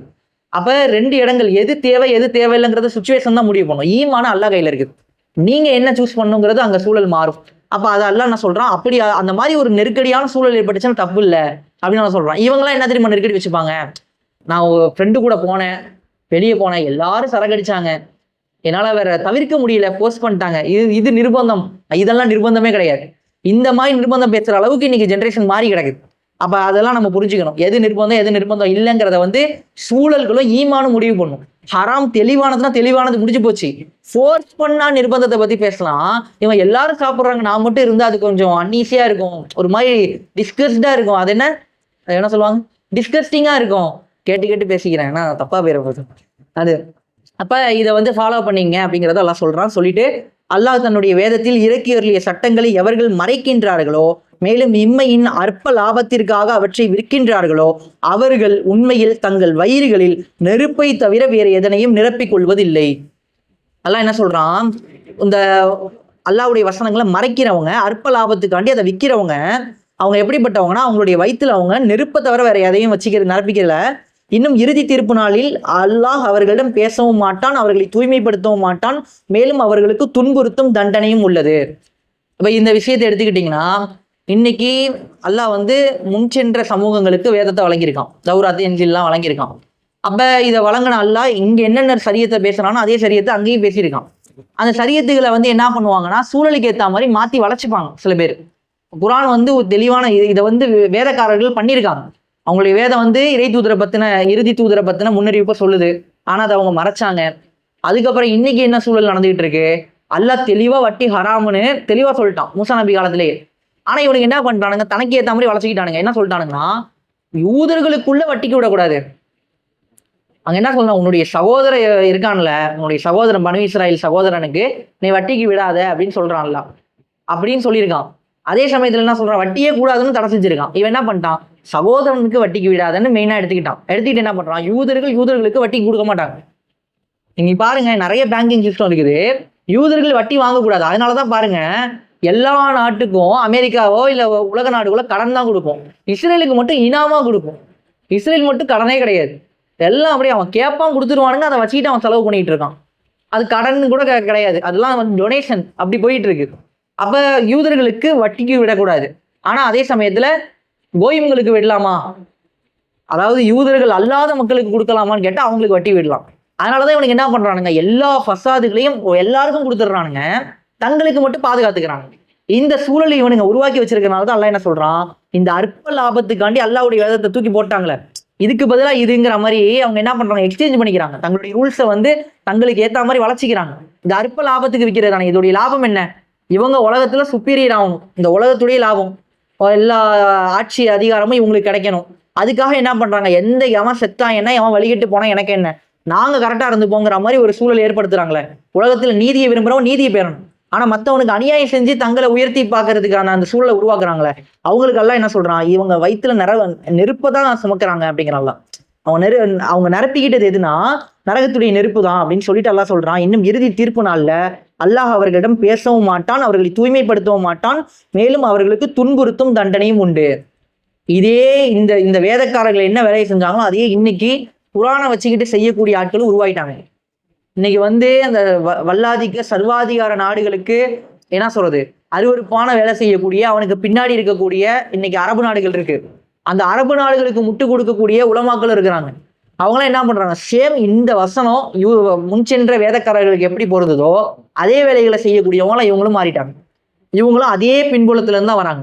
எல்லா விஷயங்களையும் முன்னோர்கள் இது எல்லாமே அவங்க பேசுறதுதான். ஸ்டார் பக்ஸ்ன்னு ஒண்ணு இருக்குது, அதெல்லாம் இஸ்ரேல் கம்பெனி தான். தூய்மையானதுங்கிறது எது தூய்மை, எல்லாமே தூய்மையில் இருக்குது. சாப்பிட்ற விஷயத்துல மட்டும் தூய்மை கிடையாது. என்ன சாப்பிட்றோங்கிறத இப்ப நம்ம பார்த்தோம். இது இல்லாம எந்த வழியில சாப்பிட போறோங்கிறது இருக்குல்ல. ஒருத்தன் நான் காசு கொடுத்து வாங்குறேன், அவன் அந்த பொருளை வியாபாரம் பண்றது மூலியமா அவனுடைய நன்கொடைகள் முஸ்லிம்களை கொல்றதுக்கு பயன்படுத்தப்படுதுன்னா அதை ஒதுக்குறது, பாய்காட் பண்றது அவசியம். ஒட்டுமொத்த உம்மத்தை என்ன பண்ணுச்சு, இஸ்ரேல் காசா மக்களை கொல்லுதுங்கிறதுக்காண்டி இஸ்ரேல் ப்ராடக்ட்ஸ் எல்லாத்தையுமே பாய்காட் பண்ணுச்சு. ஆனா பாய்காட் பண்ணக்கூடாதுன்னு பேசினவன் யாரு, அரபு நாடுகள்ல இருக்கக்கூடிய உலமாக்கள். இவங்க எதுக்காண்டி அதை மறைக்கிறாங்க, இதுல தையீபா இருக்குதா இல்லையா, இது எப்படி தூய்மையா இருக்க முடியும், அதுல ரத்தக்கரை பயிஞ்சிருக்கா இல்லையா, அதை சாப்பிடலாமா, ஆனா அதை கூடாதுன்னு தான் சொல்லணும். அதை பத்தி பேசவே மாட்டாங்க. பேசாம அதுக்கு எதிராக பேசுறாங்க. அதை பேசுறவங்களும் தப்புன்னு சொல்றாங்க. இவங்கெல்லாம் தப்பு பண்றாங்க, அதெல்லாம் நீங்க ஃபாலோ பண்ணுங்க, அவங்கெல்லாம் வழிகேடுகள், நீங்க சாப்பிடுங்க, KFC-ல போய் சிக்கன் சாப்பிடுங்க, தப்பு இல்லை, எது வேணாலும் சாப்பிடுங்கன்னு சொல்லி அதை திறந்து விட்ட ஆட்கள் இருக்கிறாங்க. அப்ப இவங்க அற்ப லாபத்துக்காகத்தான் இந்த வேலையை செஞ்சாங்கிறப்ப அதுவும் இதுக்கு பொருந்தும். அப்ப அடுத்து பாத்தீங்கன்னா, இவர்கள் தான் நேர்வழிக்கு பதிலாக வழிகேட்டையும் மன்னிப்புக்கு பதிலாக தண்டனையும் விலை வாங்கி கொண்டவர்கள். நரக வேதனையை சகித்துக் கொள்வதற்கு தயாராகி உள்ள இவர்களின் துணிவு எத்தனை வியப்புக்குரியது. இன்னைக்கு ஈரான் இஸ்ரேல் வாரம் நடந்துச்சு, ஈரானுக்கும் அமெரிக்காவுக்கும் இப்படி பிரச்சனை நடந்துட்டு இருக்கு. இந்த டைம்ல கூட இவனுங்களுக்கு அந்த சியா வெறுப்பு இருக்கு பாருங்க. நம்ம சியாக்கள் காஃபிர்களான்னு கேட்டீங்கன்னா காஃபிர்கள் கிடையாது. அதுக்கு நான் ஒரு வீடியோவே போட்டிருக்கேன், முடிஞ்சா யூடியூப்ல இருக்கு பாருங்க. அப்ப ஷியாக்கள் காஃபிர்கள் கிடையாதுங்கிறப்ப அவங்கள்ட்ட வழிகேடுகள் இருக்கும். அதே தான் இன்னைக்கு சுனை ஜமாத்த வழிகேடு இருக்கும்பாங்க, தொய் ஜமாத்து கிட்ட வழிகேடு இருக்குன்னு சலப்புகள் சொல்லுவாங்க, அவங்கள்ட்ட வழிகேடு இருக்குன்னு இவன் சொல்லுவான். இதனால ஒருத்தன் காஃபிடா இருவானா? வழிகேடு இருக்குன்னா அவங்க கருத்து முரண்பாடுகள் அடிப்படையில் சொல்லிட்டு இருக்காங்க. அதே மாதிரி ஷியாக்கள் மத்தியில வழிகேடுகளும் இருக்கு, கருத்து முரண்பாடு நமக்கும் இருக்கு. அதனால அவனை காஃபிர்னு சொல்ல முடியுமான்னு கேட்டா காஃபிர்னு சொல்ல முடியாது. நீயே சொல்ல முடியாது, நீ திட்டுற, ஆனா அவனை ஹஜ்ஜி உம்ரா செய்ய அனுமதிக்கிறீல, காஃபிருக்கு அனுமதி உண்டா? கிடையாது தானே. ஏன் அனுமதிக்கிற? அவன் பின்னாடி நின்று தொழுவக்கூடாதுங்கிற ரூல்ஸ் உங்களால போட முடியுமா?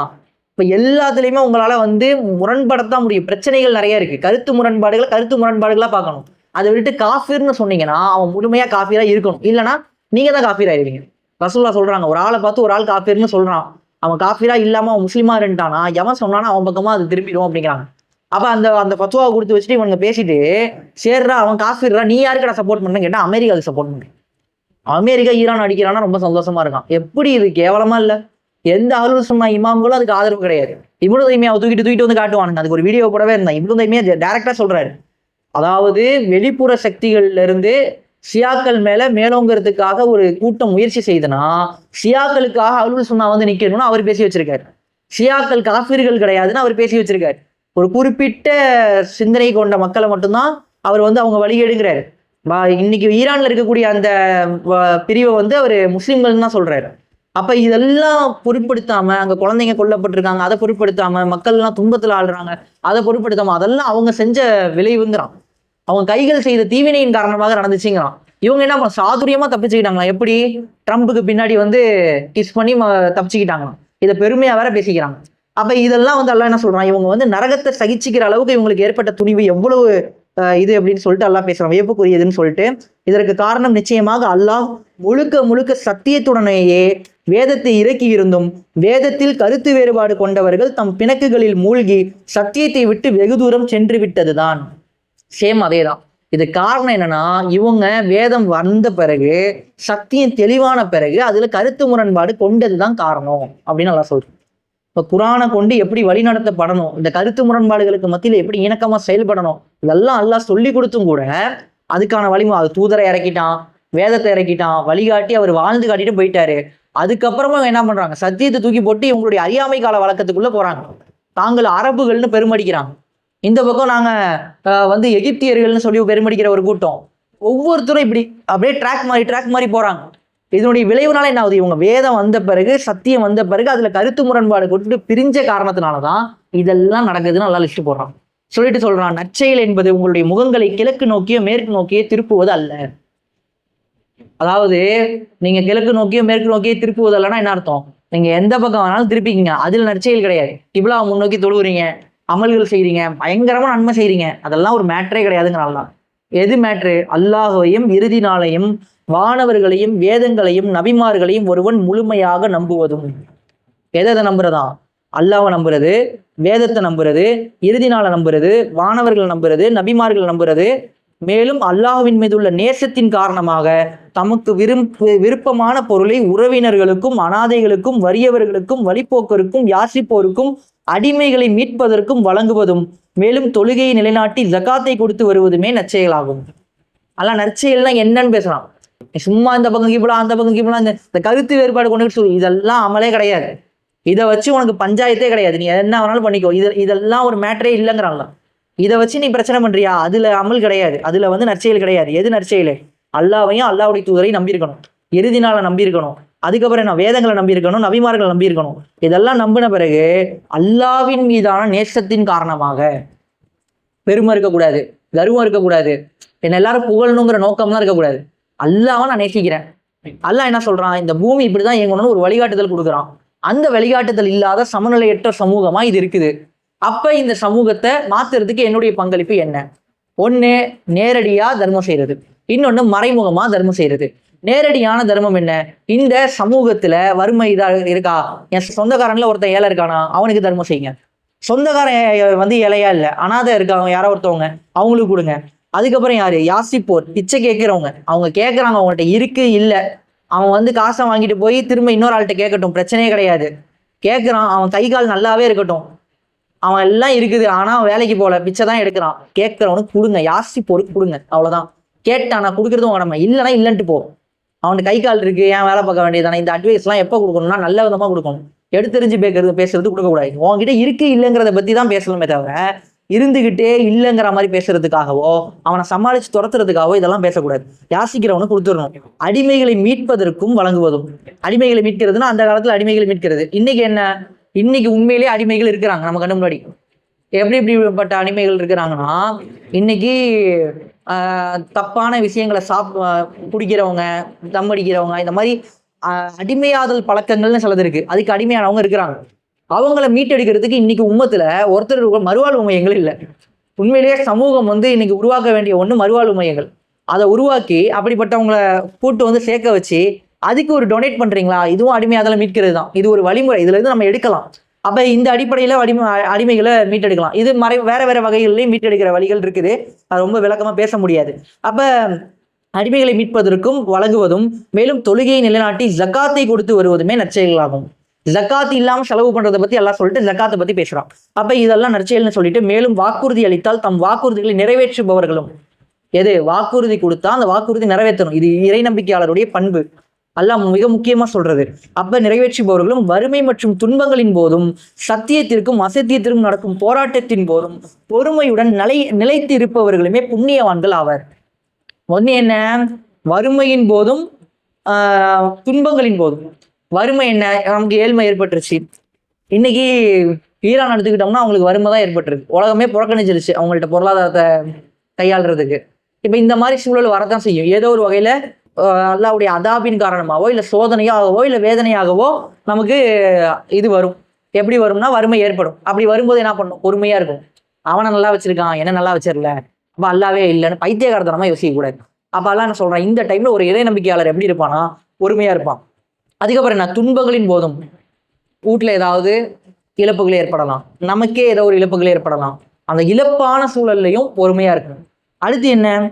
சத்தியத்திற்கும் அசத்தியத்திற்கும் நடக்கும் போராட்டத்தின் போதும் பொறுமையுடன் நிலைத்து இருப்பவர்களுமே புண்ணியவான்கள்.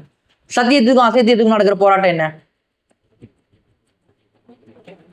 மூசா நபி இந்த பக்கம் இருக்கிறான், ஃபிரௌன் அந்த பக்கம் இருக்கிறான்.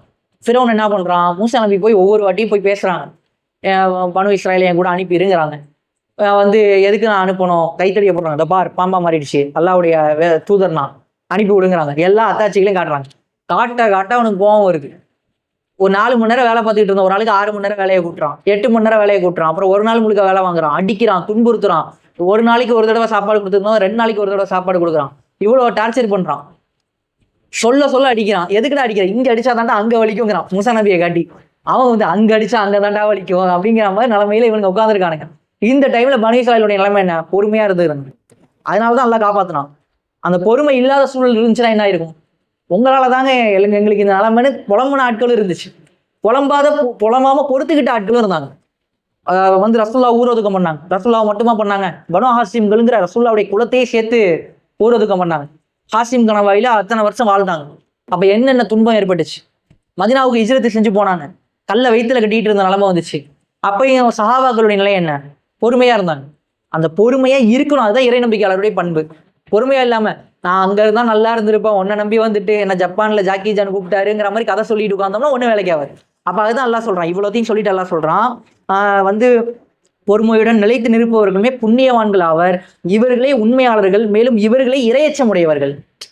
இவங்க தான் புண்ணியவான்கள், இவங்க தான் உண்மையாளர்கள், இவங்க தான் இரையச்சமுடையவர்கள். அல்லாஹ் வந்து அவங்களுக்கு நற்சான்று சொல்றான். இப்படிதான் இருக்கணுங்கிற கேட்டகரியே பேசுறான். அடுத்து பாத்தீங்கன்னா, இறை நம்பிக்கை கொண்டவர்களே கொலை வழக்குகளில் பழிவாங்கல் உங்கள் மீது விதிக்கப்பட்டுள்ளது. இது அடுத்த கேட்டகரி. இது வரைக்கும் பார்த்தது எல்லாமே ஒரு இறை நம்பிக்கையாளர் எப்படி இருக்கணும், சைத்தானுடைய அடிச்சுவட்டில இருந்து எப்படி பாதுகாக்கப்பட்டு இருக்கணும், இதெல்லாம் நம்ம பார்த்தோம். இது ஒரு சாப்டர் கிட்டத்தட்ட இது வரைக்கும் நம்ம முடிச்சிருக்கணும். ஆனா இது அடுத்த கிளாஸுக்கான இது வச்சுங்களேன். இது இன்னும் ஒரு 4 வசனம் இருக்குது. இந்த வசனத்தை மட்டும் பார்த்துடலாம். இது என்னன்னு பாத்தீங்கன்னா, இறை நம்பிக்கையாளர்களுக்கு இப்ப மதீனாவுக்கு போயிட்டாங்க, ரசூலுல்லாஹ்வுடைய உம்மத்து போயிருச்சு. அப்ப அங்க என்ன ஆகுதுன்னா, ஒரு தனி கவர்மெண்ட் ஃபார்ம் ஆயிருச்சு. கவர்மெண்ட் ஃபார்ம் ஆனா சட்டங்கள் ஃபார்ம் ஆகும். இப்ப அந்த சட்டங்களை பத்தி எல்லாம் பேசலாம். பல சட்டங்களை பார்த்தோம், வழிபாட்டு சட்டங்களை பார்த்தோம், ஜக்காத் சட்டங்கள் பார்த்தோம், சொத்து பிரிப்பு சட்டங்கள், பெண்களுக்கான திருமண இந்த மாதிரியான சட்டங்கள்லாம் நம்ம பார்த்திருக்கோம். அப்ப அந்த அடிப்படையில் எல்லாம் என்ன பண்றான், இப்ப குற்றவியல் சட்டத்தை பேசுறான். என்ன சட்டம் சொல்றான்? இறை நம்பிக்கை கொண்டவர்களே கொலை வழக்குகளில் பழிவாங்கல் உங்கள் மீது விதிக்கப்பட்டுள்ளது. இப்போ ஒருத்தனை கொலை பண்ணிட்டான், இப்ப என்ன பண்ணலாம் அப்படிங்கிறப்ப எல்லாம் என்ன சொல்றான்? பழிவாங்கல் அப்படிங்கிறான். கொலை செய்தவன் சுதந்திர மனிதன் என்றால் அந்த சுதந்திரமான மனிதனிடமும், கொலை செய்தவன் அடிமை என்றால் அந்த அடிமையிடமும், கொலை செய்தவள் ஒரு பெண் என்றால் அந்த பெண்ணிடமே பழிவாங்கப்பட வேண்டும். இது என்னன்னா, ரசூல்லா வந்து ஹிஜ்ரத் செஞ்சு மதீனாவுக்கு போறதுக்கு முன்னாடி அங்க இருந்த சூழல் வேற.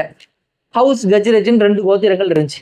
ஹவுஸ் கோத்திரம் என்னன்னா பெரிய கோத்திரம், கஜ்ரஜ் சின்ன கோத்திரம். இந்த மாதிரி அதுல 2ல ஏதோ ஒண்ணு பெருசு, ஏதோ ஒண்ணு சின்னது. இப்ப இந்த 2 கோத்திரமும் ஒப்பந்தம் போட்டுப்பாங்க.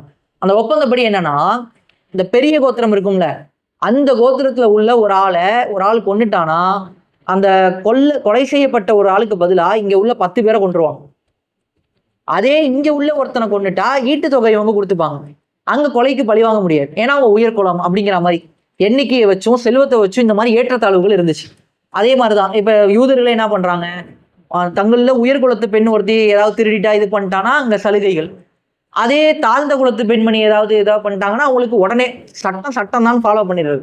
இந்த வேலைகள் இன்னைக்கு எல்லா இடங்களையும் நடக்குது. ஏன் நடக்குது? குற்றவியல் சட்டங்களை அமல்படுத்துறதுனால மட்டும் தீர்வு கிடைச்சிடாது. இந்தியாவில் எல்லாரும் என்ன பண்ணுவாங்க, ஒரு கற்பழிப்பு சம்பவம் நடந்துருச்சு, ஒரு குழந்தைய ஒருத்தன் தப்பு பண்ணி கொண்டுட்டான், இந்த மாதிரி ஏதோ ஒன்று நடக்குது. இந்த மாதிரி நடந்துகிட்டு தான் இருக்குது. தமிழ்நாட்டிலையும் நடக்குது, மற்ற ஏரியாலையும் நடக்குது. இப்போ நடக்கும்போது குற்றவாளியை வந்து கடுமையாக தண்டிக்கணும்பாங்க.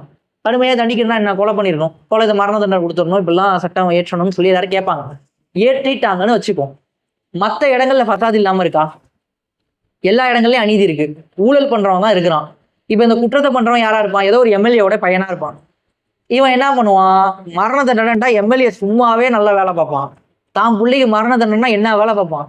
அப்ப ஏதோ ஒரு அப்பாவியை பிடிச்சி மாறு செய்யற மாதிரி, ஈசா நபிக்கு வந்து ஆள்மாறாட்டம் பண்ண மாதிரி அது ஒரு கதை சொல்லுவாங்களா, அந்த மாதிரி ஆள்மாறாட்டம் பண்ண மாதிரி இங்க ஒரு ஆள்மாறாட்டம் நடந்துடும்.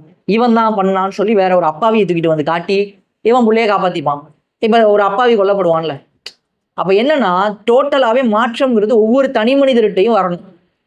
தூய்மைங்கிறது நம்ம ஃபர்ஸ்ட் ரோட்ல குப்பை போடாம இருந்துட்டு தான் முனிசிபாலிட்டியை குறை சொல்லணும். குப்பையை ஒழுங்கா கூட்டுல பாருவேன் அப்படின்னு அப்பதான் குறை சொல்லணும். நம்மளே வந்து என்ன பண்றோம், குப்பையை தூக்கிட்டு போவோம்.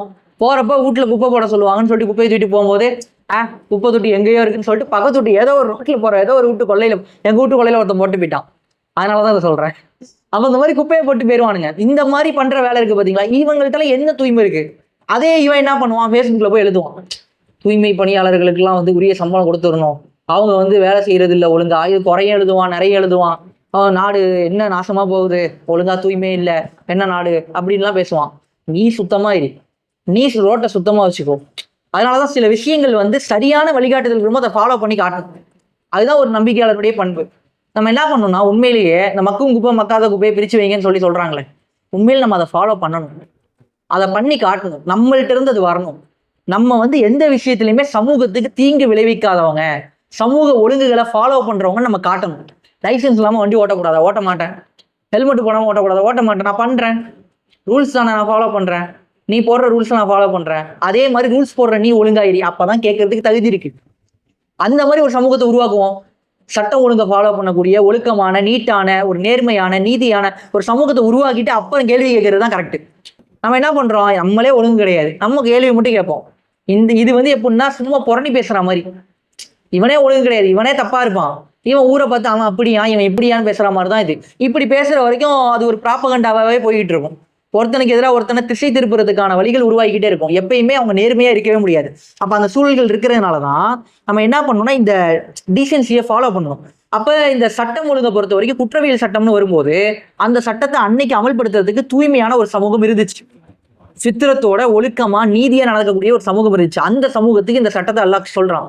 எப்படி சொல்றான்னா, குற்றவியல் சட்டம் எப்படின்னா, ஒரு ஆள் கொலை பண்ணானா கொலை பண்ணவனுக்கு தான் தண்டனை, வேற யாருக்கும் தண்டனை கிடையாது. அப்ப கொலை பண்ணவனுக்கு தான் தண்டனை கொடுக்கப்படணுங்கிறத அல்லாஹ் சொல்றான். ஒண்ணு. பிறகு அதே நேரத்துல கொலை செய்யப்பட்டிருக்காங்க. இப்போ ஒரு தங்கச்சி கொலை செய்யப்பட்டிருக்கு. அண்ணங்காரன் என்ன பண்ணா, கொலை செஞ்ச ஒருத்தனை மன்னிச்சு விட்டுட்டான். சில நேரங்கள்ல அந்த மாதிரி சூழல்கள் ஏற்படும். சில வீட்டுல வந்து குழந்தை இருக்கும், குழந்தைய பராமரிக்கிறதுக்கு ஒரு ஆளை வேலைக்கு வச்சிருப்பாங்க. வேலைக்கு வச்சிருந்தவங்க ஏதோ கவனக்குறைவுனால குழந்தை இறந்துருக்கும்.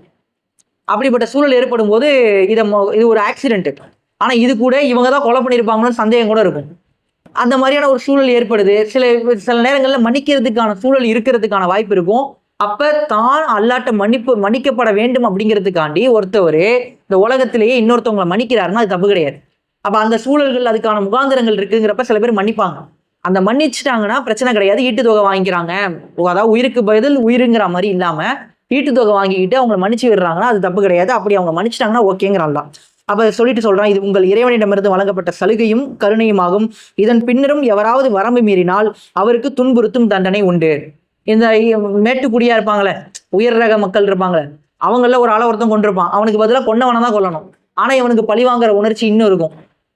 கொன்னவன் கொலை செய்யப்பட்டா கூட அவன் குடும்பத்தையே கொல்லணும்னு இவன் நினைப்பான். அவன் புள்ள கூட வாழக்கூடாதுன்னு நினைப்பான். அந்த மாதிரிலாம் நினைக்க கூடாது, அந்த வரம்பு மீறுதல் கூடாதுன்னு நல்லா பேசுறான்.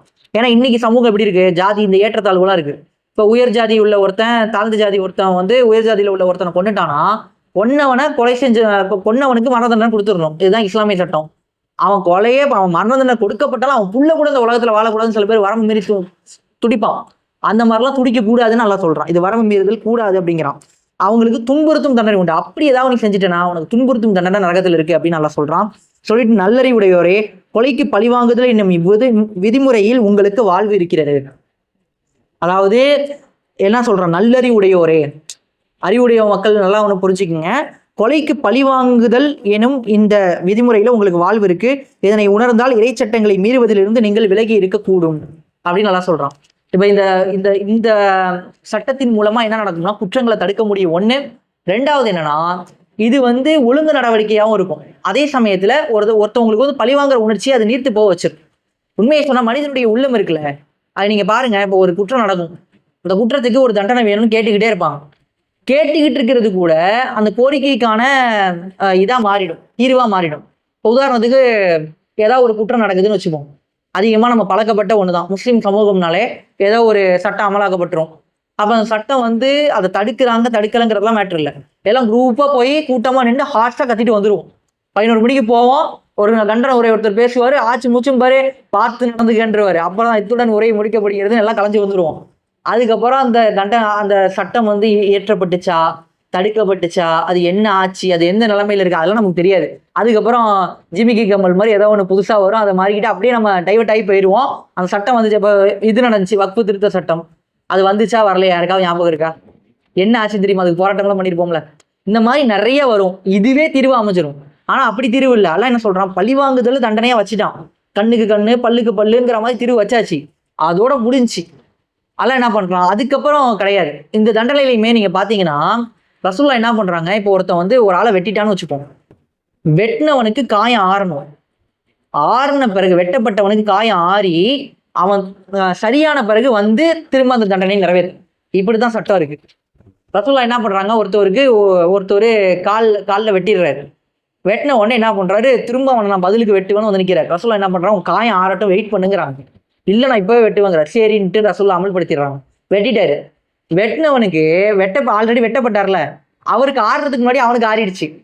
இவருக்கு ஆறவே இல்லை, கால் நொண்டி ஆயிட்டார். இவர் அந்த வெட்டினதோட எஃபெக்ட் இவர் வந்து கேட்கிறாரு, இல்லை எனக்கு கால் நொண்டி ஆயிடுச்சு, அவன் நல்லா தான் இருக்கான், திரும்ப நான் வெட்டணுங்கிறாரு. அதெல்லாம் முடியாது, தண்டனை நிறைவேற்றியாச்சு. உன்னை நான் என்ன சொன்னேன், வெயிட் பண்ணு, உன் கால் சரியாகட்டும், அப்புறமா தண்டனை கொடுன்னு நான் சொன்னேன்னா இல்லையா?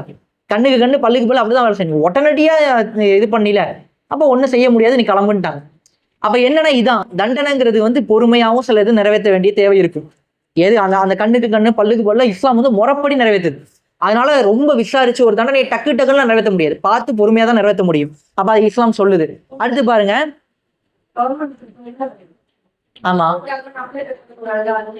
அதுதான் சொல்றேன், ரசூலுல்லாஹ் தானே வந்து கேட்கறாங்க. இது வந்து இந்த கொலை, ஆமா முக்கியமா இந்த மரண தண்டனை சட்டத்தை பொறுத்த வரைக்கும் கொலைக்கு பழி வாங்குதல்ங்கிறது நீதிமன்றத்துக்கு வரணும். ஒரு போலீஸ் ஸ்டேஷன் இருக்கணும், அங்க கம்ப்ளைண்ட் போகணும், அவங்க குற்றவாளியை கண்டுபிடிக்கணும், அவங்க குற்றவாளியையும் குற்றம் அதாவது பாதிக்கப்பட்டவங்களையும் நிக்க வச்சு தீர்ப்பு வழங்கணும். நீதிமன்றத்துக்கு போய் அப்படிதான் தீர்ப்பு வழங்கப்படணும். சும்மா என் அண்ணனை இவன் கொண்டா நான் போய் கொண்டுறேன்னு அப்படி போறது கிடையாது. அது நாகரிகமான சூழலும் இல்லை. இது நாகரிகமான சூழலுக்கு வழிகாட்டப்படுறது. அதனால நாகரிகமற்ற யாரும் இதை முன்னுதாரணமா எடுத்துக்க கூடாது. அது வேற கவனமா பேசிக்க வேண்டியதா இருக்குது. ஏன்னா இதை வச்சுக்கிட்டே நிறைய பேர் ஃபசாத் நடந்திருக்கு வரலாறுல.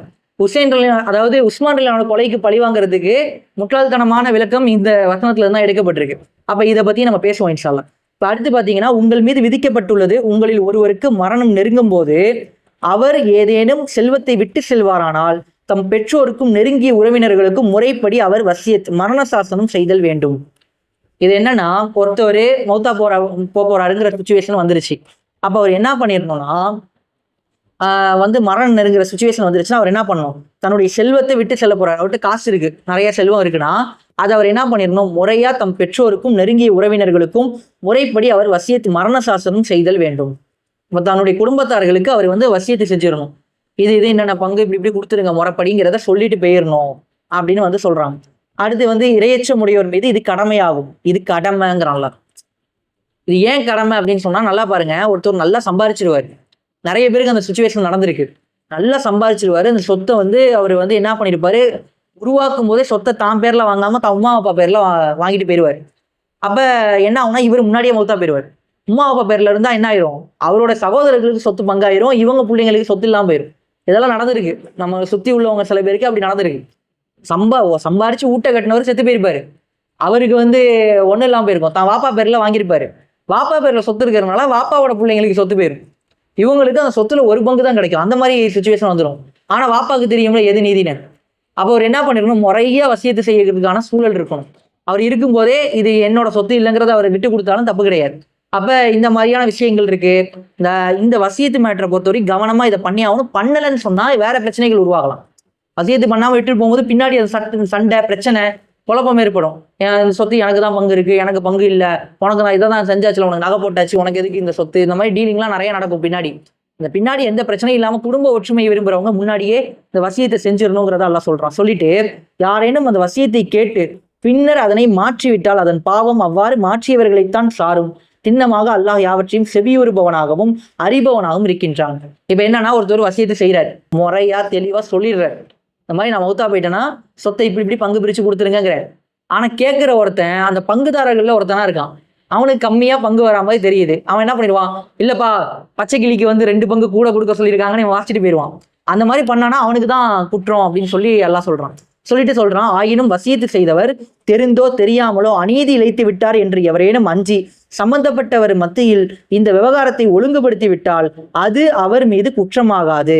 நிச்சயமாக அல்லாஹ் மன்னிப்பு வழங்குபவனும் கருணை புரிபவனுமாக இருக்கின்றான். சில பேர் என்ன பண்ணுவாங்க, சொத்து வச்சிருப்பாங்க, புள்ளிருவம் மேல டக்குன்னு கோபம் வந்திருக்கும். ஏதோ ஒரு கோபத்துல என்ன பண்ணுவோம், சொத்தெல்லாம் அனாதை பேர்ல எழுதி வைக்கிறேன், அனாதாசிரமத்துக்கு எழுதி வைக்கிறேன், பைத்தியகாரத்தனமா சில பேர் பண்ணுவான். அப்படி பண்றதை அல்லாஹ் ஆதரிக்கவே இல்லை. ரசூலுல்லாஹ் கிட்ட வந்து சஹாபாக்கள் கேட்பாங்க சில பேர், என் சொத்தெல்லாம் நான் பைத்துல் மாலுக்கு எழுதி வைக்கிறேன். ஒருத்தர் கேட்கும்போது முழுசா எழுதக்கூடாது, ஒரு பங்கு எழுதி வேணா வைங்க, பாதியை வேணா கொடுங்க, மீதியை வந்து குடும்பத்தாருக்கு நீங்க விட்டுட்டு தான் போகணும், இருக்கிறது எல்லாத்தையும் எழுதி வைக்கிறதுக்கு அனுமதி கிடையாதுங்கிறாங்க. அப்ப இந்த மாதிரி யாராவது பண்ணாங்கன்னா, ஒருவேளை ஒருத்தர் செஞ்சுட்டாரு, என்ன பண்றாரு, சில பக்திமான்கள்லாம் இருப்பாங்க, நல்லா வயசாகிற வரைக்கும் நல்லா ஜாலியா வாழ்ந்துட்டு அதுக்கப்புறம் வயசான பிறகு பள்ளிவாசல்ல போய் உட்காந்துருவாங்க. உட்காந்துட்டு ரொம்ப அப்படியே பக்தி பரவசமாயிட்டு அப்புறம் என்ன பண்ணுவாங்க, நிறைய சொத்து இருக்குங்கிறப்ப தராக எழுதி கொடுத்துட்றேன், இந்த மகானுக்கு கொடுத்துட்றேன், இந்த பள்ளிவாசலுக்கு கொடுத்துட்றேன்னு இந்த வேலையை பார்ப்பாங்க.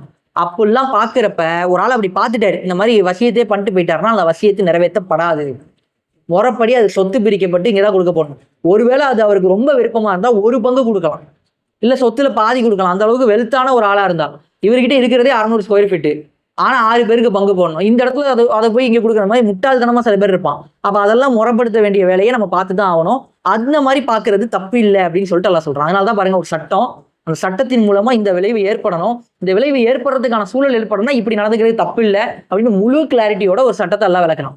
குற்றவியல் சட்டத்தை விளக்கியிருக்கான், சொத்து வசியத்தை பற்றி விளக்கியிருக்கான். இப்போ அதுக்கப்புறம் உள்ள விஷயங்கள் நம்ம ஏற்கனவே பார்த்தது. அதுக்கப்புறம் வந்து ரமலானுடைய அந்த இதெல்லாம் பற்றி வருது, அதெல்லாம் நம்ம ஏற்கனவே பார்த்துட்டு அல்ஹம்துலில்லாஹ். இப்போ மிச்சமிதி பெண்டிங் இருந்ததை நம்ம நிறைவேற்றியாச்சு, அல்ஹம்துலில்லாஹ், சந்தோஷம். ஓகே, இதோட என்னுடைய உரையை முடித்துக் கொள்கிறோம். அல்ஹம்துலில்லாஹ், அல்ஹம்துலில்லாஹி ரப்பில் ஆலமீன். அஸ்ஸலாமு அலைக்கும் வரஹ்மத்துல்லாஹி வபரகாத்துஹு. ஏதாவது சந்தேகம் இருந்தால் கேட்டுருங்க. யுத்தில் ஹிக்மத மன் யஷா வமன் யுத்தல் ஹிக்மத ஃபகத் ஊதிய கைரன் கதீரா.